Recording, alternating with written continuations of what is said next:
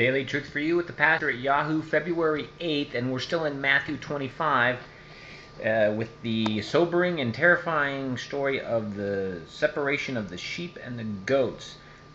Jesus speaking about the end of the age and judgment day before the Lord as he separates the good from the bad, and he compares it to a shepherd separating sheep from goats, and the sheep being the good and the goats being the bad. And in the story, it's interesting because in the age of grace, in the New Testament where we live, saved by grace through faith, it's all about what you know and believe.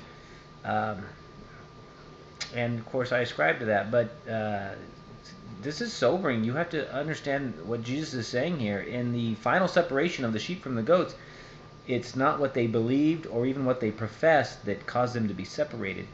It's what they did, which validated what they truly believed. The sheep were rewarded for actually doing ministry, loving others, serving them, visiting people in prison, feeding the hungry, taking care of orphans and widows, the true act of religion. And the goats were disciplined or even cast out from the kingdom for what they didn't do. And they said, well, we loved you, God. And he said, well, inasmuch as you didn't do it to the least of these, then you weren't doing it to me.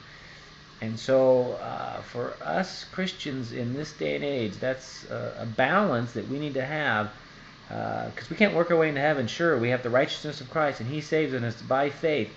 But if that faith is transforming faith, it will be evident with the fruit of our lifestyle. And Jesus himself said that that's how he'll separate the sheep from the goats. Daily Truth for You, the Pastor. There you are.